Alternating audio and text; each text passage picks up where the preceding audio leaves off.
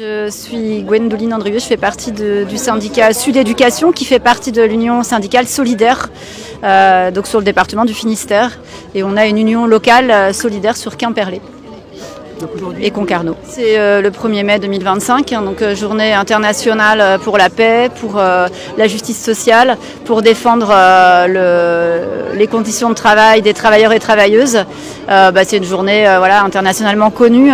On a choisi de se réunir place Saint-Michel avec la volonté d'être un rassemblement unitaire. Donc on l'a initié avec la Ligue des droits humains de Quimperlé, avec laquelle on a l'habitude d'organiser des manifestations localement. On a effectivement fait un petit rappel sur l'histoire du 1er mai, qui n'est pas la fête du travail comme Pétain l'a nommé, mais qui est d'abord effectivement une journée d'hommage aux travailleurs et travailleuses qui ont lutté dès 1886 aux États-Unis. D'ailleurs, il y a un rond-point qui leur rend hommage à Quimperlé, Chicago, où de nombreuses personnes ont été fusillées. Il y a aussi en France, à Fourmies, en 1891, d'autres mobilisations des ouvriers qui ont continué à se mobiliser pour la hausse des salaires et pour le temps de travail, qui a été également sévèrement réprimé à l'époque avec 35 blessés, 9 morts, dont des enfants. Donc le 1er mai, c'est une journée qui est inscrite dans l'histoire. Malgré tout, le patronat et les partis d'extrême droite à l'époque en Allemagne avec Hitler ou en France avec Pétain ont voulu faire de cette journée finalement un jour férié, ce qui a été pour but à l'époque de faire taire un petit peu le mouvement ouvrier qui a été organisé et peut-être plus fort qu'aujourd'hui.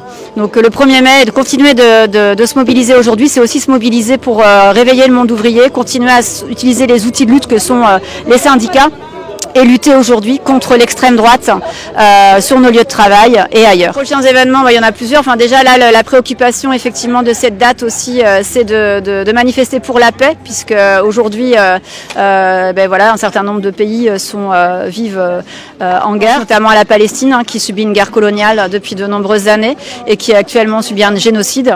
Donc ça fait partie des revendications aussi qu'on a portées ce midi à Quimperlé. Les prochains rendez-vous, c'est aussi Solidaire, l'Union syndicale appelle et participe à l'organisation avec un collectif qui s'appelle Lever les voiles à une journée d'information et de manifestation pour expliquer un petit peu la manière dont Bolloré aujourd'hui envahit la sphère des médias notamment et fait aussi avancer les idées d'extrême droite.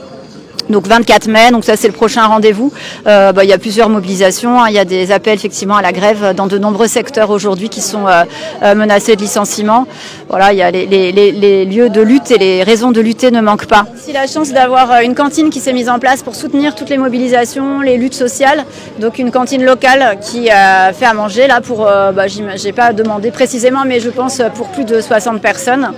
Donc qui a permis de nourrir une partie des gens mobilisés aujourd'hui avec des produits locaux, frais.